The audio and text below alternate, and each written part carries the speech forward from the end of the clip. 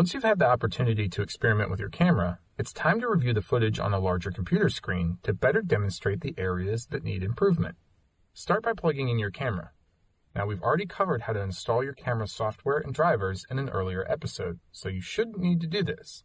However, if you haven't done so because you skipped that episode, bad viewer.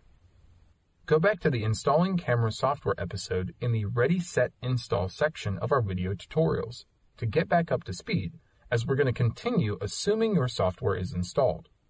When you plug in your camera, you'll see a dialog box that pops up offering us a few options of how we can access our footage. Because we just want to see the files without any fancy software, select Open Folder to view files. Now that we can see the digital guts of our camera, let's navigate to our videos. Depending on the camera that you're using, this might look a little different. But in this example, we'd click on the DCIM folder, then the 100 video folder. If you don't have a 100 video folder, you're most likely going to have a 100 media folder. Click on that to reveal your footage.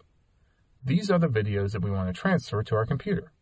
So let's click back to go to the folder containing the videos. Since this is just test footage that we don't intend to keep, you can just drag and drop it onto your desktop.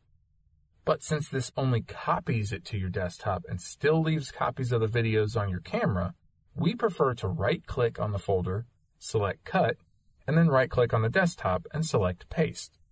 This will essentially move the files off of your camera and then onto your computer. Now we should mention that the reason that we are just dumping the files on our desktop is because these are test videos that we have no intention of keeping. If you have footage that you want to keep and plan to edit later in Windows Movie Maker, it's very important that you put them in an organized file structure. It is so important that we've created an entire episode dedicated to it called Sorting and Organizing Footage for Windows Movie Maker. So if you intend to keep this footage, please, please, please watch that episode, as it will help you avoid some very costly beginner mistakes. But let's get back to the test footage. Since our videos are now on our computer, let's select them all and preview them in Windows Media Player. This allows us to view our test footage on a larger monitor, which will vividly expose areas needing improvement. You'll most likely notice that the footage may be a bit shaky or grainy, or it's just hard to hear people talking. That's all normal for a beginner, and the next several episodes will show you how to work within the limitations of your camera and improve your skills as a cameraman.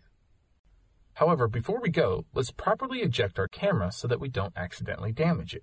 Click the arrow at the bottom right of the screen and select the USB icon. Hit Eject Flip Video Camcorder or the name of the camera that you're using, and when the Safe to Remove Hardware notification pops up, you may safely remove your device. In the next episode, we'll discuss how your camera zooms and why you'll generally want to avoid it.